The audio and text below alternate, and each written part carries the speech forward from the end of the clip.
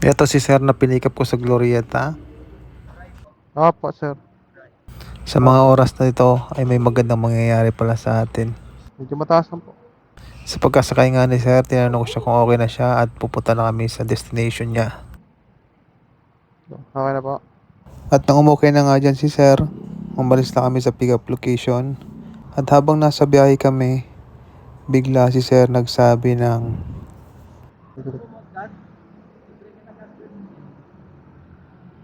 Bakit, sir? sa mga sandali nga ito, hindi ko Ah, alam kung matutuwa ba ako sa offer ni sir kasi iba yung pumasok sa isipan ko. Inaperan kasi ako ni sir na magpagas daw. Ang nasa isip ko nito, baka mamaya pag pumayag ako magpagas, may kapalit na ibibigay sa kanya. Sa pagkakataon nga ito, 2 bar na lang natitira sa aking gas. Sakto talaga magpapagas din talaga ako ng mga oras na yan.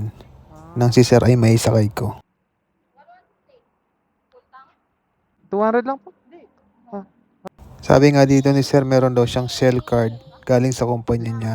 So pinull tank okay ni na yun. sir, 200 pesos lang Konti dapat pa. talaga ipapagas ko. So sabi ni sir, i-full tank Okay. na. Full tank ako.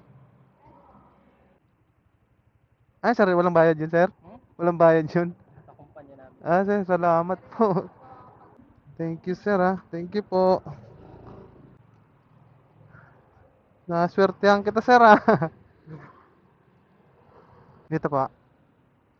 Sir, maraming salamat, sir, ah. First time ulit na full tank yung ano ko, ah. Sir, sorry.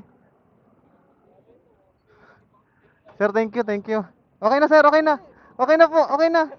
Di, sir, okay na, sir. Pinilit nga pa ni sir yung bayad niya kahit ayaw ko nang tanggapin dyan. Ang bait ni sir, ah. So maraming salamat sa iyo sir. God bless you, sir. Whoever God you bless are, you. thank you po. Ang bait ni sir. Putak, tingnan. Sana all. Nagbigay pa ng tip. 50 pesos lang yung